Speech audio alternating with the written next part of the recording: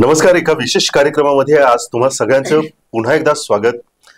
आज एक 2 ते 3 बातम्या या सातत्यानं चर्चेमध्ये आहेत. त्यातली एक आपल्या सर्वांना ठाऊक आहे, ते म्हणजे वक्फ बोर्डावरती ज्या पद्धतीनं संसदेमध्ये त्याच्यावरती चर्चा आणि सर्व गोष्टी चालू आहेत, त्याच्याकडे सगळ्या माध्यमांचं लक्ष राहिलं. परंतु या बातमीकडे लक्ष असताना आंतरराष्ट्रीय स्तरावरती एक घडामोड घडत होती आणि ती अनेकदा आपण नजरेआड गेली असं म्हणायला हरकत नाही. परंतु त्याचे परिणाम भारतासह आशिया आणि अनेक देशांवरती त्याचे कळत नकळत थेट परिणाम होणार आहेत. ही नेमकी बातमी काय आहे? या बातमीला छापत असताना इकॉनॉमिक्स टाइम्स सारख्या एका मोठ्या वृत्तपत्रानं असं म्हटलं की जगाच्या तिसऱ्या लढाईला ही सुरुवात आहे का, आणि त्यामधून काही इशारे सुद्धा दिले. आणि त्यामुळंच आपल्याला ही बातमी महत्वाची वाटते आणि याच विषयावरती आज आपण थोडंसं समजून घेऊया ही बातमी नेमकी काय आहे, त्याचे कंगोरे काय आहेत आणि त्याच कंगोऱ्यांवरती आपण प्रकाशझोत टाकण्याचा प्रयत्न करत आहोत. आणि ही बातमी आहे आंतरराष्ट्रीय क्षेत्रामधून, ती म्हणजे अमेरिकेचे अध्यक्ष डोनाल्ड ट्रम्प यांनी देशांवरती लावलेलं टेरिफ कार्ड आणि त्यामुळं या जगाच्या बाजारपेठेमध्ये काय नेमकं होणार आहे आणि खऱ्या अर्थानं हे ट्रेड वॉर आहे का, हेच आपण जाणून घेणार आहोत. आणि आपल्या सोबत आहेत श्रीराम पवार सर, ज्येष्ठ संपादक आहेत आणि त्याच पद्धतीनं आंतरराष्ट्रीय विषयाचे ते अभ्यासक आहेत. सर, ज्या पद्धतीनं टाइम्सने एक बातमी इकॉनॉमिक्स टाइम्सने चालवली की तिसऱ्या वर्ल्ड वॉरच्या दिशेने टाकलेले हे पाऊल आहे का, असं का म्हणावं लागलं किंवा अशा पद्धतीची हेडिंग आज का वाचावी लागली? मला वाटते की तिसरं महायुद्ध वगैरे थोडं अति होईल. पण काल डोनाल्ड ट्रम्पनी ज्या घोषणा केल्या टेरिफच्या संदर्भातल्या, टेरिफ म्हणजे काय तर आयात शुल्क, अमेरिकेमध्ये येणाऱ्या कुठल्याही वस्तूवर किती टॅक्स लावावा हे अमेरिकेला ठरवायचा अधिकार आहे. पण तो किती प्रमाणात असावं याची काही मर्यादा आहे, कारण एक जागतिक रचना ठरली आहे. तर ते सगळं उधळून लावणारी कृती काल डोनाल्ड ट्रम्पने केली. आणि ते ज्या प्रकारचा कर त्यांनी जगातल्या जवळपास म्हणजे सगळ्याच देशांवर कमी अधिक प्रमाणात का असेना सगळ्या देशांवर लावला, तर ते जगाच्या इतिहासात उलटापालट घडवणाऱ्या एक मोठी घटना म्हणून त्याच्याकडे बघावं लागेल.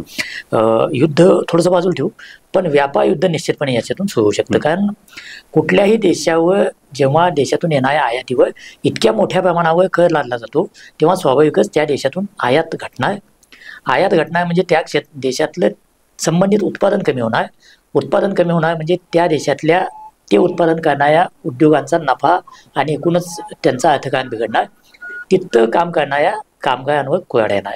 असे त्याचे व्यापक परिणाम आहेत. आणि जेव्हा अशी कोयाड येते तेव्हा संपूर्ण अर्थव्यवस्थेवर त्याचा ताण येतो. कारण माणसांच्या नोकऱ्या गेल्या किंवा उत्पन्न कमी झालं की आपोआपच खर्च कमी होतो, आणि खर्च कमी झाला की एकूणच जे चलनवलन असतं कमी होतं आणि त्याचा जीडीपीवर परिणाम होतो. अशी ही चेन आहे. आणि ही चेन एकदा तुम्ही जगात सगळीकडे अनलिश केली तर त्याचे अतिशय भयानक असे परिणाम होऊ शकतात. ते किती होतील, त्याला अन्य देश कसा रिस्पॉन्स देतील, हे सगळं येणाऱ्या काळामध्ये समोर येईल. पण हे निश्चितपणे जगाच्या व्यापार इतिहासामध्ये अत्यंत बोल्ड अशी स्टेप आहे.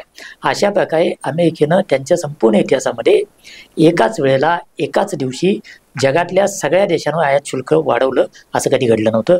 ते काल घडलं. आणि म्हणून जगभरातली माध्यमं त्याची दखल घेत आहेत.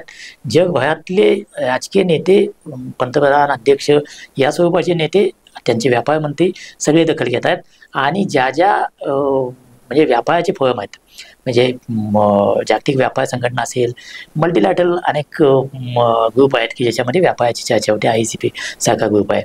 तर या सगळ्यामध्ये याची चर्चा सुरू झाली. ही चर्चा आधीपासून सुरू होती, पण त्याच्यामध्ये एक सस्पेन्स होता की ट्रम्प नेमकं काय करणार. म्हणजे त्याच्यामध्ये सस्पेन्स असण्याचे 2-3 गोष्टी होत्या. एक तर अमेरिकेचे ओव्हर द पिरियड, दुसऱ्या महायुद्धानंतर हे सुरू झालं आणि शीतयुद्धानंतर याला एक आकार आला आत्ताच्या जगाला. तर त्याच्यामध्ये अमेरिकेचे ओव्हर द पिरियड काही मित्र आहेत आणि काही ॲडव्हर्सरीज आहेत. ॲडव्हर्सरी म्हणजे शत्रू नाहीत पण स्पर्धक आहेत. अशा जगामध्ये विभागणी झाली आहे. नाटो संघटना जी ते अमेरिकेचे मित्र आहेत, त्याच्या पलीकडचे जे आहेत ते काही प्रमाणात शत्रू म्हणता येणार स्पर्धक आहेत. भारतासारखे काही देश आहेत जे अमेरिकेच्या जवळ गेले आहेत पण 100% मित्र आहेत असं म्हणण्यासारखी परिस्थिती नाही. तर यात फरक केला जाईल अशी अपेक्षा होती. म्हणजे भारतात आपली अपेक्षा काय होती, तर डोनाल्ड ट्रम्प आणि भारताचे पंतप्रधान नरेंद्र मोदी यांच्यामध्ये एक चांगली केमिस्ट्री आहे. दोघांमध्ये एक अतिशय उत्तम मधल्या काळामध्ये मोदींच्या दौऱ्यामध्ये भेट झाली. या पार्श्वभूमीवर भारताला ती सवलत देतील का अशा प्रकारची एक अपेक्षा होती. या सगळ्या अपेक्षा उधळून लावणारं काम काल डोनाल्ड ट्रम्पने केलं आणि त्यामुळे याच्याकडं सगळ्या जगाचं लक्ष आहे. हा तुमच्या माझ्या प्रत्येकाच्या खिशापर्यंत येणारा विषय आहे. हा फक्त आंतरराष्ट्रीय व्यापाराचा मुद्दा नाही. आपल्यापैकी प्रत्येकाला याची कमी अधिक प्रमाणात निश्चितपणे झळ लागणार आहे. सर, ज्या पद्धतीचं मनामध्ये एक प्रश्न येतो ते म्हणजे वेगवेगळ्या देशांवरती वेगवेगळ्या प्रकारचे कर लावलेत. भारताकडे तर 26% आहेत, बाकीच्या ठिकाणी कंबोडिया सारख्या ठिकाणी 49 आहे. हे वेगळं डिफरन्शिएट ठेवण्याच्या मागे ट्रम्पचं काय धोरण असू शकते? याच्यामध्ये काय म्हणता येईल की मेथड इन मॅडनेस म्हणतात ना, तसे जर शोधायचे असेल तर त्यांनी काही सूत्र ठेवलेलं आहे. सूत्र म्हणजे काय, ट्रम्पने आधी जाहीर केलं होतं. म्हणजे मोदी जेव्हा वॉशिंग्टनला गेले त्याच्या 1-2 दिवस आधीच त्यांनी जाहीर केलं होतं की आम्ही रेसिप्रोकल टेरिफ लागू करणार आहोत. म्हणजे काय, तर तुमचं जितका कर आहे तितकाच कर आम्ही लागू करणार. म्हणजे आपला अमेरिकेतून जे शेतीचे प्रोडक्ट येतात त्याच्यावर आपल्याकडे 80-90% आसपास आयात शुल्क आहे. पण आपल्याकडून अमेरिकेचे शेती उत्पादनं जातात त्याच्यावर 8-9-10% आसपास कर आहे. आता रेसिप्रोकल म्हणजे तेवढाच कर जर त्यांनी आपल्यावर लादला तर आपल्याकडून शेती उत्पादनं जवळपास जाणं बंद होईल. तर याला रेसिप्रोकल म्हणतात. आता हे करत असताना प्रत्यक्षात काल ते काय म्हणाले, तर डिस्काउंटेड रेसिप्रोकल टेरिफ, म्हणजे त्या रेसिप्रोकल टेरिफमध्ये आम्ही थोडासा डिस्काउंट दिला आहे. म्हणजे काय, तर त्यांनी असं भारताच्या संदर्भात पुन्हा उदाहरण घेतलं तर त्यांनी असा शोध लावला आहे. आता शोध कुठून आला तपासायला पाहिजे की भारताकडून जे निर्यात होते अमेरिकेत त्या सगळ्याची सरासरी काढली तर भारताकडून लावलं जाणारं म्हणजे अमेरिकेतून भारतात जी आयात होती त्याच्यावर भारत जो टॅक्स लावतो तो 52% आहे, असा त्यांनी काढलेला निष्कर्ष आहे. आता याला वेगवेगळ्या प्रकारे कॅल्क्युलेट करता येतं आणि इतका मोठा तो असण्याची शक्यता नाही. पण तरी पण त्यांच्या कॅल्क्युलेशननुसार तो 52% आला आहे. मग 52%च्या निम्म म्हणून 26% असा त्यांनी एक ढोबळ मनानं गणित बसवलंय. त्यानुसार चीनमध्ये आयात शुल्क 67% असं त्यांचं म्हणणं आहे. म्हणून त्यांनी त्याच्या निम्म 34%, 33.5 व्हायला पाहिजे 34%, अशा प्रकारे त्यांनी प्रत्येकाचे एक हे ठेवलेलं आहे. त्यानुसार तो कर लावला आहे. आता याच्यात गमतीचा भाग बघा, म्हणजे हे जगातल्या सगळ्या देशांवर लावलंय. अमेरिकेचे जवळचे मित्र असलेल्या युरोपियन युनियन त्याच्यावर पण लावलंय. पण अशा काही देशांवर लावलंय की जिथं एकही माणूस नाही आणि जिथं ₹1 व्यवहार होत नाही. म्हणजे उदाहरणार्थ ऑस्ट्रेलिया खंडाजवळचं हर्ड नावाचं एक बेट आहे की जे बेट 80% बर्फानं आच्छादित आहे. त्या बेटावर एकही माणूस नाही, तिथं कुठला व्यवहार होण्याची शक्यता नाही. त्या बेटावर 10% कर लावला आहे. आता याला मूर्खपणाशिवाय दुसरं काय म्हणता येत नाही. पण एकदा तुम्ही एखादं असं काहीतरी जगावेगळं सूत्र काढलं आणि ते लागू केलं की जे काही होऊ शकतं ते या ट्रम्प यांच्या घोषणेनं झालेलं आहे. त्यामुळं सगळं जग एका बाजूला बुचकळ्यात पडलंय, दुसऱ्या बाजूला जगातले सगळे व्यापार करणारे मोठे मोठे ब्लॉक आहेत ते विचार करतायत की याला प्रतिसाद कसा द्यायचा, याचा प्रतिकार करायचा, प्रतिसाद द्यायचा म्हणजे नेमकं काय करायचं याच्यावर लोक विचार करतात. आणि निश्चितपणे अमेरिकेच्या या दादागिरीला जगामधून निश्चितपणे ठोस असा प्रतिकार केला जाईल. सर, याच्या मागे अमेरिकेची नेमकी काय भूमिका आहे? म्हणजे इतक्या आक्रमक रीतीनं प्रत्येक देशावरती कर लादणं, त्याचे परिणाम काय भविष्यात होणार आहेत हे सुद्धा जाणीव आहे, परंतु इतक्या आक्रमकपणानं ही भूमिका जाहीर करणं याच्या मागे काय असू शकते? याच्यामध्ये ट्रम्प यांची एक मानसिकता आहे. ट्रम्प हे एक विशिष्ट काय म्हणता येईल की विशिष्ट पद्धतीनं विचार करणारा माणूस आहे. आणि तो जे विचार करतात त्यांच्यामध्ये तो जगातला अंतिम विचार आहे. त्याच्यामध्ये धोरण काय आहे, तर ट्रम्प जेव्हा राजकारणात नव्हते, ते एक रिअल इस्टेटचा बिझनेस फक्त करत होते, त्या काळात त्यांनी अमेरिकेच्या वर्तमानपत्रांमध्ये एक पानबळ जाहीर दिली होती की अमेरिकेनं आयात शुल्क वाढवलं पाहिजे आणि अमेरिकन नागरिकांवरचा कर कमी केला पाहिजे. हे याला आता झाली 40 वर्ष होऊन गेले. त्यांच्या डोक्यात ते जे फिक्स आहे ते आत्ता पण तेच आहे. त्यांचं म्हणणं काय आहे की आपल्या अमेरिकेनं ज्या प्रकारची आर्थिक धोरणं राबवली त्याचा फायदा जगातल्या सगळ्या देशांनी घेतला. तो युरोपियन युनियननं घेतला, तो चीननं घेतला, तो भारतानं घेतला, तो ब्राझीलनं घेतला, तो कंबोडियानं घेतला, व्हिएतनामनं घेतला, जपाननं घेतला. सगळ्या देशांनी अमेरिकेच्या व्यापार धोरणांचा फायदा घेतला. त्या सगळ्यांनी पैसे मिळवले at the cost of America. त्यामुळे झालं काय, हे खरं तर अमेरिकेचं आर्थिक आणि भूराजकीय धोरण होतं की आपल्याकडचं भांडवल चीनसारख्या देशामध्ये, ब्राझीलसारख्या देशामध्ये, भारतासारख्या देशामध्ये जाईल, तिथं स्वस्त उत्पादनं होतील, ती स्वस्त उत्पादनं अमेरिका आणि पाश्चात्य देशामध्ये येतील, त्या लोकांना स्वस्त उत्पादनं मिळतील, त्या बदल्यात या सगळ्या देशांमध्ये फॅक्टऱ्या सुरू होतील, तिथल्या लोकांचं जीवनमान उंचावेल आणि असं दोघांचाही फायदा होईल, अमेरिकन भांडवलाला जास्त नफा मिळेल, अशी ही योजना होती. ही 1970-72 पासून ही अग्रेसिव्हली सुरू झाली.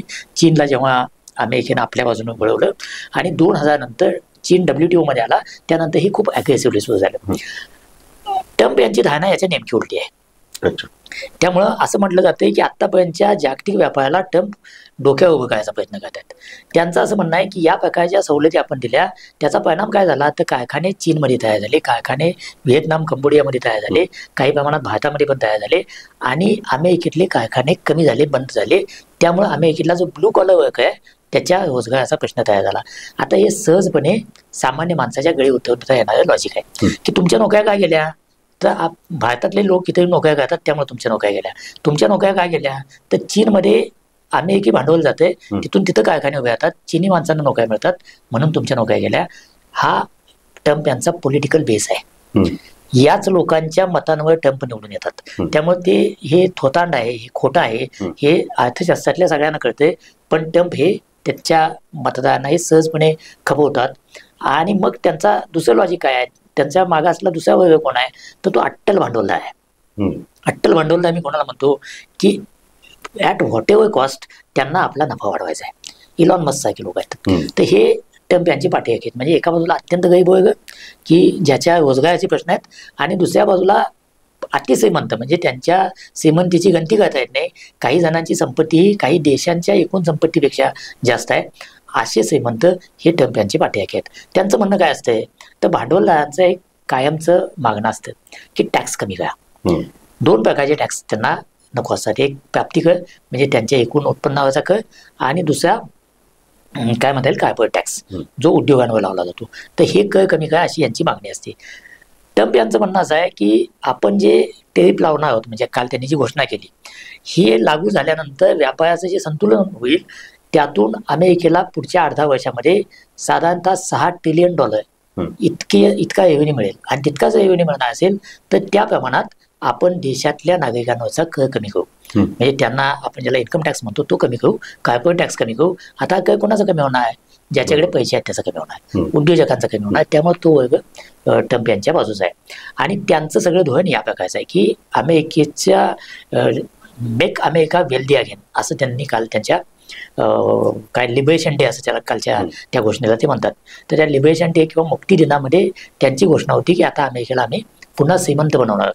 तर श्रीमंत बनवायचं म्हणजे अमेरिका आणि अन्य देशांमधला व्यापाराचा जो असंतुलन आहे म्हणजे आयात जास्त होते अमेरिकेत, निर्यात कमी होते, तर ती कमी करणं आणि त्याच्यातून जो पैसा निर्माण होईल त्याच्यातून कर कमी करणं ही त्यांची भूमिका आहे. आणि मग त्यांचा त्याच्यातला दावा असा आहे की असं आम्ही कर लादल्यानंतर तिथं उत्पादन करणं, भारतात उत्पादन करणं, चीनमध्ये उत्पादन करणं कंपन्यांना परवडणार नाही. त्यामुळे ते अमेरिकेत फॅक्टरी टाकतील आणि अमेरिकेतल्या लोकांना रोजगार मिळेल. हे त्यांचं लॉजिक आहे. हे जगाचा अर्थकारण बघता इतकं सोपं नाही आहे.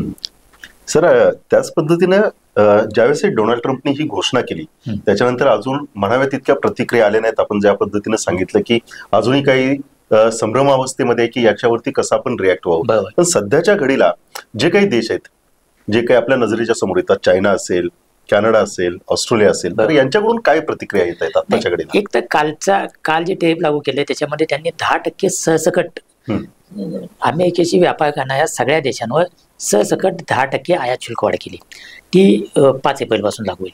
आणि त्यानंतर त्याला ते डिस्काउंटेड रेसिप्रोकल टेरिफ असं ज्याला म्हणतात ते त्या देशानुसार 9 एप्रिलपासून लागू होईल. म्हणजे भारताचं उदाहरण घ्यायचं झालं तर 10% आयात शुल्क भारतामधून जाणाऱ्या प्रत्येक वस्तूवर 5 एप्रिलपासून वाढेल आणि उरलेलं 16% हे 9 एप्रिलपासून वाढेल. हा म्हणजे बेसिक हे आहे.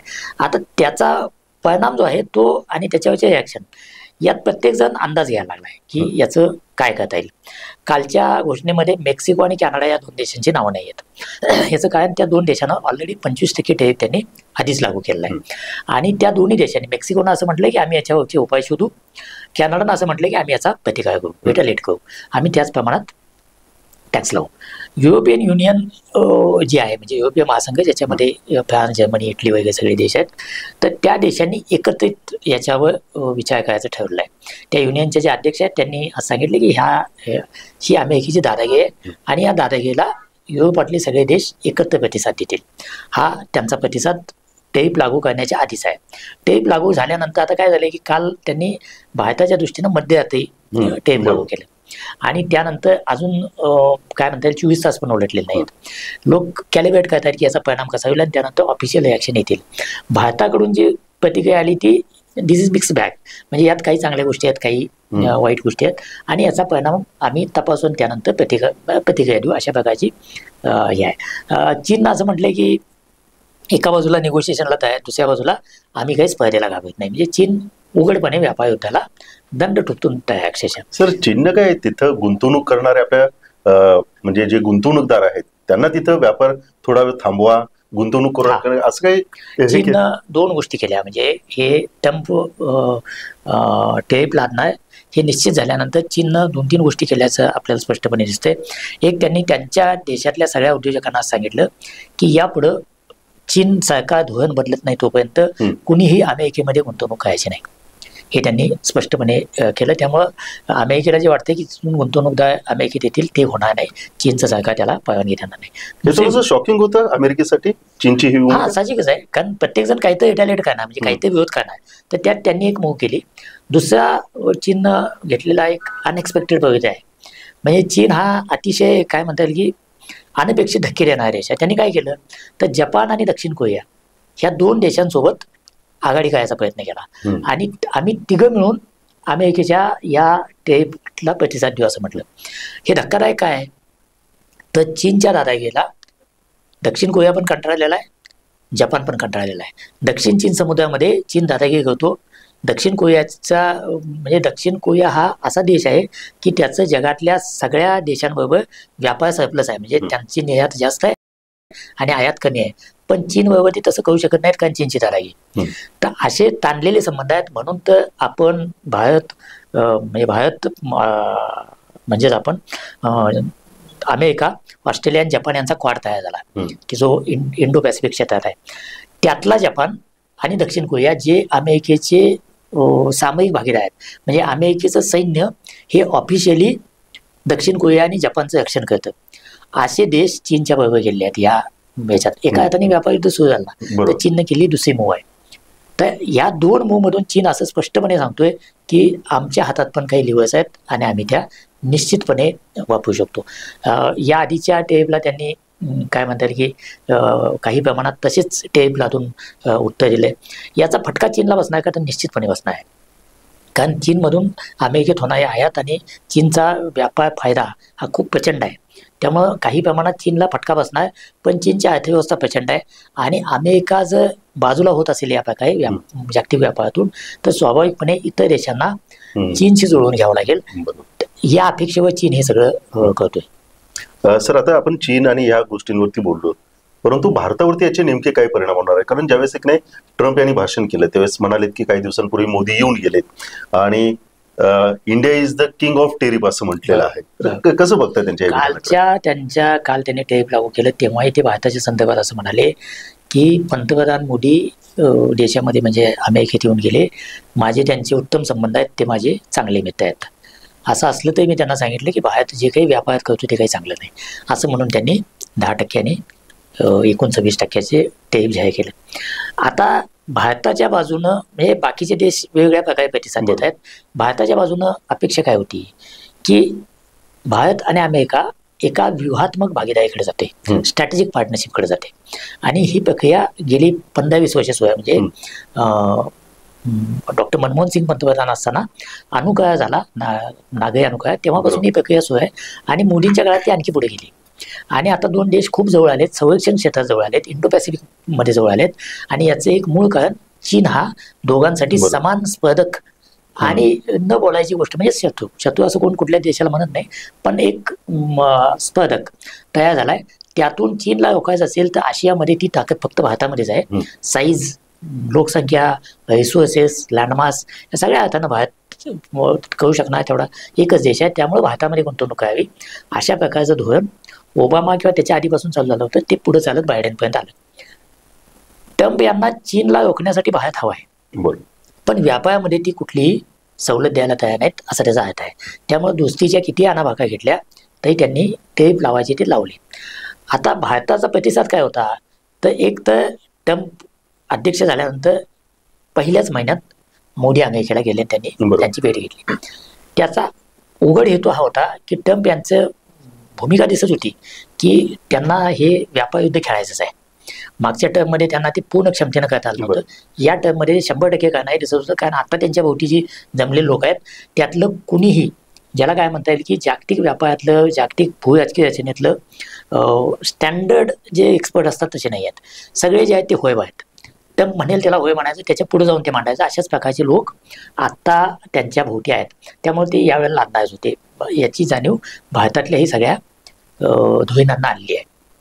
त्यामुळे भारतानं काय केलं तर अर्थसंकल्पामध्ये काही प्रमाणात अमेरिकेतून किंवा सगळ्याच देशातून येणाऱ्या काही मालावर सवलती द्यायचा प्रयत्न केला, ज्याच्यातून असं वाटत होतं की ट्रम्प यांना असं वाटेल की भारत किमान काही नेगोशिएशनला तयार आहे. आणि दुसरी गोष्ट, ज्या मागच्या ट्रम्प यांच्या अध्यक्षपदाच्या कारकिर्दीमध्ये त्यांनी हार्ले डेव्हिडसनवर भारताचा जो आयात कर आहे त्याच्यावर जाहीरपणे नाराजी व्यक्त केली होती की तुम्ही हार्ले डेव्हिडसनवर इतका कर का लावता. तर महागड्या मोटरसायकली, फक्त हार्ले डेव्हिडसन नव्हे तर महागड्या मोटरसायकल ज्याची किंमत 15, 20, 25 लाख 40 लाख आहे, तर त्याच्यावरचा कर मोठ्या प्रमाणात आपण कमी केला. मोदी अमेरिकेला जाण्यापूर्वी, मोदी अमेरिकेला जायच्या आदल्या दिवशी अमेरिकेतून बर्बन नावाची एक विस्की येते, तर त्या विस्कीवरचा कर जवळजवळ 100% कमी केला. हे संकेत होते की आम्ही अमेरिकेचे कन्सर्न समजून घेतोय, त्यामुळे अमेरिकेनं आम्हाला समजून घ्यावं, कारण आपण स्ट्रॅटेजिक पार्टनर आहोत. आपण एकमेकाच्या विरोधात थेट व्यापार युद्ध करायचं काय नाही असं सांगायचा प्रयत्न होता. पण ट्रम्प हा असा काय म्हणता येईल की एक दादागिरीगाणा माणूस आहे की ते म्हटले ठीक आहे तुम्ही केलं ते चांगलं, थँक्यू फॉर दॅट, पण म्हणून माझं म्हणणं काही मी सोडणार. आणि त्यांनी आता हे टेप लावले. आता त्यांचं म्हणणं काय आहे की भारताला जवळपास $47 अब्ज फायदा होतोय भारत आणि अमेरिकेच्या व्यापारात. आणि मोदींच्या भेटीवेळी असं ठरलं की आपण हळूहळू करत एकूण $500 अब्ज पर्यंतचा व्यापार वाढवू, आणि एकूण व्यापार वाढला की आपापच दोन्हीकडं कराचं उत्पन्न वाढेल. पण ते करत असताना ट्रम्पना हा व्यापारातला तोटा जो आहे, म्हणजे आपल्याला $47 अब्ज फायदा होतो, म्हणजे त्यांना $47 अब्ज तोटा होतो, तो संपवायचा आहे, कमी करायचा आहे किंवा संपवायचा आहे. आणि तो जर संपवायचा असेल तर त्यांच्या मते भारतावर त्या प्रमाणात कर लागला तरच तो कमी होईल. आता याचा परिणाम काय होतो तर सगळ्या ऑटोमोबाईल पार्टवर आणि ऑटोमोबाईल इंडस्ट्रीवर 25% सरसकट टेप लावलेला आहे. आता याचा अर्थ काय आहे तर 25%नं भारतातून जे जे काही ऑटो अनसिलरीज पार्ट जातात किंवा गाड्या जातात त्याची किंमत वाढेल. बरोबर. कुठलाही माणूस 25%नं गाडीची किंमत वाढली तर घ्यायला जाईल का, तर तो 2 वेळा विचार करेल. ज्याच्याला अगदीच गरज आहे तोच घेईल किंवा त्याचं प्रमाण कमी होईल. स्वाभाविकपणे भारतासारख्या देशातून वाहनांचा आणि वाहनांच्या सुट्या भागाचं जी निर्यात होते ती कमी होईल. अशा प्रकारे वेगवेगळ्या क्षेत्रावर त्याचे परिणाम होणार आहेत. आता असा कर लावला म्हणून लगेच काही गाड्यांच्या फॅक्टरीज ज्या प्रामुख्याने मेक्सिकोमध्ये आहेत, काही प्रमाणात भारतात आहेत, चीनमध्ये आहेत, थायलंडमध्ये आहेत, त्या जाऊन अमेरिकेत फॅक्टरी टाकतील का, आता एवढं सोपं नसते. त्यासाठी खूप उलाढाली करायला लागतात. फॅक्टरी उचलून टाकणं तेवढं सोपं नसते. आणि अमेरिकेला जर वाटत असेल की आज जी ₹100 वस्तू आहे ती अमेरिकेत ₹75 तयार होईल तर ते अशक्य आहे. बरोबर. अमेरिकेतलं राहणीमान, तिथे द्यावे लागणार पगार, ह्या सगळ्याचा विचार केला तर हे अशक्य आहे. हे कुठल्याही अर्थशास्त्रातलं बेसिक कळणाऱ्या माणसाला सुद्धा समजेल. तरी पण ते करतात, कारण ते दादागिरी करून अमेरिकेच्या मालावरचा कर कमी करायचा प्रयत्न करतात. त्यामुळं 2-3 गोष्टी भारताला कराव्या लागतील. एक तर असं ठरवावं लागेल आपल्याला की कुठल्या मालावरचा आयात शुल्क हे नॉन नेगोशिएबल आहे. म्हणजे यात काय आम्ही चर्चा करणार नाही. उदाहरणार्थ शेतीचे उत्पादनं जर अमेरिकेतली आपण ते म्हणतात त्या प्रमाणात आयात शुल्क कमी केलं तर भारतातल्या शेतीची वाट लागेल, अशी भीती अनेक शेती क्षेत्रातले तज्ज्ञ व्यक्त करतात व्यक्त ही. तर अमेरिकेमध्ये शेतीची उत्पादनं तुलनेत खूप स्वस्त आहेत. याचं कारण काय आहे तर अमेरिकेतलं मिनिमम होल्डिंग हे 250 एकर आहे, आणि आपल्याकडं 85% जास्त शेतकरी हे अल्पभूधारक आहेत, म्हणजे 3-4 एकराच्या आतले आहेत. म्हणजे महाराष्ट्रात तर ते प्रमाण आणखी जास्त आहे. तर हिची स्पर्धाच होऊ शकत नाही. दुसरा भाग, अमेरिका जी सबसिडी देते शेतीला, तर अलीकडच्याच अमेरिकेच्या ॲग्रिकल्चर विभागानं प्रसिद्ध केलेला जो अहवाल आहे त्याच्यानुसार $31,000 ही प्रत्येक शेतकऱ्याला थेट ट्रान्सफर करतात. म्हणजे आपल्याकडे जसं PM किसान योजनेतून शेतकऱ्याला $6,000 मिळतात, तसं अमेरिकेतल्या शेतकऱ्याला $31,000 म्हणजे जवळपास 25 ते 27 लाख रुपये मिळतात. आता 27 लाख रुपये मिळणारे शेतकरी आणि $6,000 मिळणारे शेतकरी, 250 एकर होल्डिंग असलेला शेतकरी आणि 5 एकरपेक्षा कमी होल्डिंग असलेला शेतकरी, यांची तुलनाच होऊ शकत नाही. त्यामुळे आपल्या शेतीतून तयार होणारी उत्पादनं, त्याच्यावर येणारा खर्च आणि त्याची किंमत आणि अमेरिकेतल्या शेतीत तयार होणारी उत्पादनं याची तुलना होऊ शकत नाही. आणि ते जर समान टेप केले तर अमेरिकेतले सगळे प्रॉडक्ट, विशेषतः डेअरी प्रॉडक्ट आणि काय म्हणता येईल की चिकनसारखे प्रॉडक्ट हे जर अमेरिकेच्या दरानं इथं यायला लागले तर आपल्याकडचे उद्योग कोलमडण्याची शक्यता नाकारता येत नाही. त्यामुळं शेतीसारख्या क्षेत्रात निगोशिएशन नाही अशी स्पष्ट भूमिका घ्यावी लागेल, नाहीतर त्याचा खूप विपरीत परिणाम आपल्या देशातल्या शेतीवर आणि शेतीवर आधारित अर्थव्यवस्थेवर होईल. दुसरा जो भाग आहे की अमेरिकेचे काही कन्सर्न समजून घ्यावे लागतील. हे IT प्रोडक्ट्स आहेत किंवा आणखी काही गोष्टी आहेत. औषध मोठ्या प्रमाणावर फार्मास्युटिकल प्रोडक्ट भारतातून प्रचंड प्रमाणात जातात अमेरिकेला. क्रूड ऑइलपासून तयार होणारे पदार्थ मोठ्या प्रमाणावर अमेरिकेत जातात. तर याच्यावरचे जे टॅक्स आहेत त्याच्यामध्ये काही प्रमाणात आपल्याला निगोशिएशन करावं लागेल. कारण आता ट्रम्प यांची अमेरिका ज्या मानसिकतेत आहे त्या मानसिकतेत आम्ही तुमचे व्यूहात्मक भागीदार आहोत, आम्ही तुमच्यासाठी चीनला रोखण्याच्या प्रयत्नात मदत करणार आहोत, म्हणून तुम्ही आम्हाला सवलत द्या, ही अमेरिका ऐकण्याची शक्यता नाही. त्यामुळं काही गोष्टीत आम्ही निगोशिएशन करणार नाही, काही गोष्टीत हे आहे. आणि दुसरी गोष्ट, हे 52% गणित आणलं कुठून, बरोबर, हे अमेरिकेला भारतानं विचारावं लागेल. आणि ते विचारतील पण, कारण तेवढं छानपण कुठल्याही सरकारकडे असतं. याचं कारण काय आहे तर ते असं म्हणतात की 52% किंवा चीनचं 67% हे त्यांनी कशातून काढलं, तर आयात अमेरिकेतून होणाऱ्या मालावर असला थेट कर, त्याशिवाय भारतामध्ये असले अन्य कर, म्हणजे आपल्याकडे GST आहे, व्हॅट आहेत वगैरे वगैरे यासारखे कर, आणि करन्सी मॅनिप्युलेशन म्हणजे चलनाचा जो दर आहे त्याच्यामध्ये ते देश जे काही मॅनिप्युलेशन करतात असा त्यांचा आरोप आहे. तर या सगळ्याचा विचार करून त्यांनी ते काढलं. आता हेच सगळे पॅरामीटर्स अमेरिकेला लावले तर अमेरिकेचं आयात शुल्क सुद्धा आहे त्यापेक्षा वाढेल. त्यामुळं हे सगळे लावणारच आहेत. त्यामुळे भारत पण या प्रकारची भूमिका घेईल आणि त्यातून मग ते 52% नाही तर ते 45% आहे किंवा 40% आहे, जे काय ठरेल, आणि मग कुठंतरी निगोशिएशन तयार होईल. नुसतं भारतच नव्हे तर आता हे जे काही नाट्य चालू आहे ते मध्यावर आले की ट्रम्पने आधी धमक्या दिल्या, मग मेक्सिको, कॅनडा यांच्यावर शुल्क लादलं, चीनवर लादलं, आणि आता सगळ्यात जगावर लादलं. हा मध्यावर अंक आहे. आता जग काय करेल तर एक तर कॅलिब्रेटेड मेजरनं त्याला प्रतिकार करेल. म्हणजे एका बाजूला अमेरिकेवर निगोशिएशन सुरू होतील आणि दुसऱ्या बाजूला काही प्रमाणात अमेरिकेच्या मालावर आयात शुल्क वाढवणं सुरू होईल. अमेरिकेनं नेगोशिएशनमध्ये लवचिकता दाखवली नाही तर ट्रेड वॉर ओपनली सुरू होईल, म्हणजे व्यापार युद्ध सुरू होईल. आणि व्यापार युद्ध सुरू होणं म्हणजे जगभर महागाई वाढणं, जगभर आर्थिक वाढीचा वेग कमी होणं, GDPचा वाढीचा वेग कमी होणं, आणि त्याचा परिणाम जगातल्या सगळ्या क्षेत्रात होईल. ते टाळायचा प्रयत्न जगातले सगळे देश करतील, कमी त्याचा प्रयत्न कमी यायलाचा. पण अमेरिकेनं जर ताठर भूमिका ठेवली तर मात्र युरोपियन युनियन ब्लॉक म्हणून अमेरिकेच्या विरोधात आयात शुल्क लावेल. भारतासारखे देश निश्चितपणे काही प्रमाणात ते वाढवतील. आणि कंबोडिया, व्हिएतनाम यांच्यावर 47%, 49% शुल्क लावले. त्यांच्या इंडस्ट्री दानादान होऊन जाईल. त्यांना त्याला रिटेलिएट करावंच लागेल. एक तर अमेरिकेला शरण जा किंवा अमेरिकेच्या मालावर काही प्रमाणात आयात शुल्क वाढवा. तर याचा परिणाम म्हणून अमेरिकेत मोठ्या प्रमाणावर महागाई वाढेल. म्हणजे आज ज्या किमतीला वस्तू मिळतात त्या आणखी 5-6 महिन्यामध्ये त्याच्या किमती 1.5 दुप्पट सुद्धा होऊ शकतील, अशी महागाई वाढू शकेल. आणि ही महागाई वाढल्यानंतर त्याचा जो बॅकलॅश येईल त्यात ट्रम्प यांना निगोशिएशन करावं लागेल असं जगभरातल्या तज्ज्ञांना वाटतंय. म्हणजे आता आपण त्या नाट्याच्या मध्यावर आहोत. त्यानंतरचा पार्ट सुरू होईल तो निगोशिएशनचा, त्यानंतरचा पार्ट सुरू होईल तो रिटेलिएशनचा, म्हणजे अमेरिकेला जशाच उत्तर देण्याचा. आणि त्यानंतरच्या महागाईतून जो फटका अमेरिकेत जाणवायला लागेल त्याच्यावर, कारण शेवटी ट्रम्प हा प्लेइंग विथ द गॅलेक असा माणूस आहे. म्हणजे तो सतत लोकांनाही लोकप्रियतेकडे झुकलेला माणूस आहे.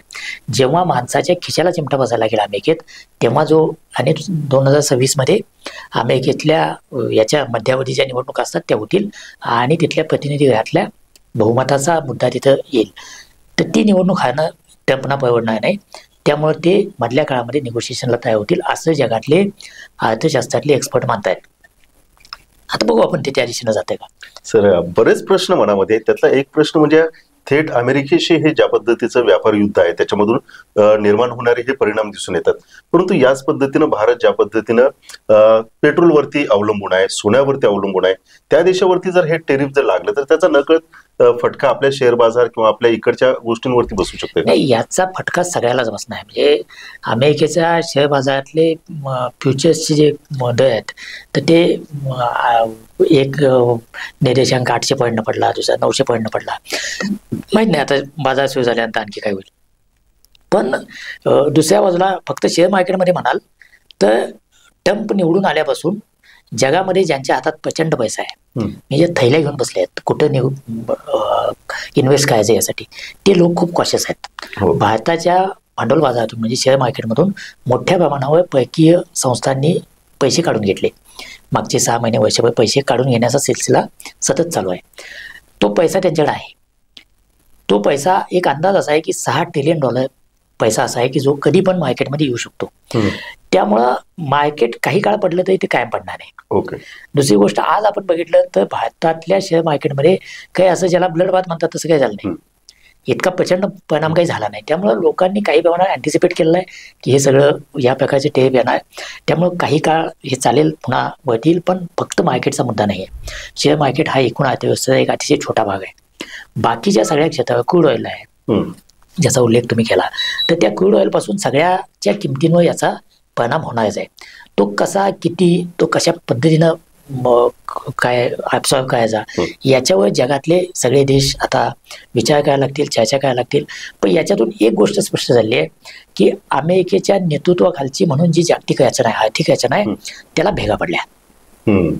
आता नवी रचना जी येईल त्याच्यामध्ये आत्ता जे चाललंय ते असणार नाही. म्हणजे अमेरिका आर्थिक रचनेचं नेतृत्व करतो, तो नियम ठरवतो, त्या नियमाच्या चौकटीत जगाचा व्यापार होतो आणि त्याचा इनडायरेक्ट फायदा म्हणजे अमेरिकेच्या डॉलरला फायदा त्याचा होत राहतो. आणि मग अमेरिका एक जगातली मोठी शक्ती म्हणून कायम राहते. हे जे आहे हे बदलेल. ट्रम्प यांना ते किती मान्य आहे, त्यांना ते किती परवडणार आहे माहिती नाही. आता जगामध्ये वेगवेगळ्या ब्लॉकमध्ये नवी ही अलाइनमेंट सुरू होतील. कारण हे फक्त अर्थकारण नाही, ह्याच्यामध्ये जिओ पॉलिटिक्स इन्व्हॉल्व आहे, म्हणजे भूराजकीय संरचना इन्व्हॉल्व आहे. अमेरिका जगातल्या संरक्षण क्षेत्रातून पण बाजूला व्हायला लागले हळूहळू. त्याच्यामुळे युरोपमधले देश हे आपलं संरक्षणावरचा खर्च वाढवत आहेत. त्यामुळे युरोप नावाचा एक ब्लॉक तयार होतोय. चीनचा स्वतःचा म्हणून एक ब्लॉक आहे. भारताचा की देश नव्यानं या सगळ्या गोष्टीकडे बघायला लागले आहेत. जपानसारखा देश जो संरक्षणावर खर्च करत नव्हता तो संरक्षणावर खर्च वाढवायला लागला आहे. याच्यातून एक नवं काय म्हणता येईल चर्निंग सुरू झालं आहे, जे दुसऱ्या महायुद्धानंतर पहिल्यांदाच घडते.